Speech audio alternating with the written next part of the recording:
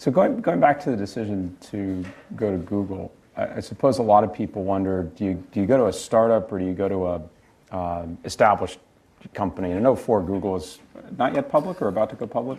It wasn't public at the time. Okay, so it was slightly before. Slightly before, but probably you knew it was going to be a good company.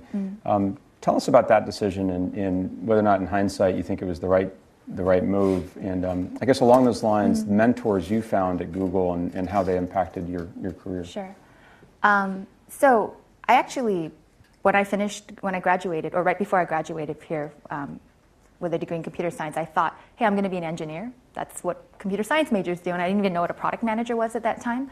So I got an offer from Intuit, and I was going to go be an engineer there. And then I got a call from a Google recruiter saying, hey, we have this thing called the Associate Product Manager program, which I highly recommend if anyone's thinking about that path. And it was sort of a Polyvore Associate Product Manager. But it was a program to train product managers straight out of school, and it was created by Marissa Mayer, who's now the CEO of Yahoo.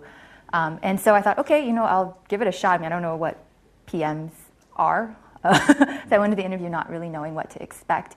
And I remember I actually was so green at the time that when I spoke to Marissa, I was like, hey, I don't know if I really want this job. Like, this is very, I never imagined that I would do this. And she explained to me that all the best decisions she had ever made in life, when she had to choose between two things, she always chose the path that was more challenging. And so I thought about that, and I decided, hey, you know what, I've always planned to be an engineer, but this PM thing sounds really hard. I have to lead teams of engineers who are much older than me, who know their stuff, and I don't. I'm fresh out of school. So I decided to try it based on her advice, and she did become a mentor and we've kept in touch all these years, and she was a big, big influence on my entire career path through Google. Yeah.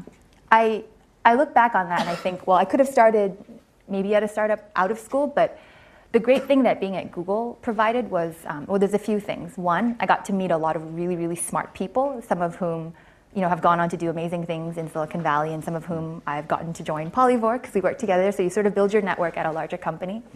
The other thing is just the experience of being at a larger company and seeing all the benefits, which are having infrastructure. There's an IT guy to help you when everything is, your computer, everything is broken, the network's down. The great perks of the culture, the food, all that stuff, I got to experience that. And Google does have a really, really great culture. It's very engineering driven.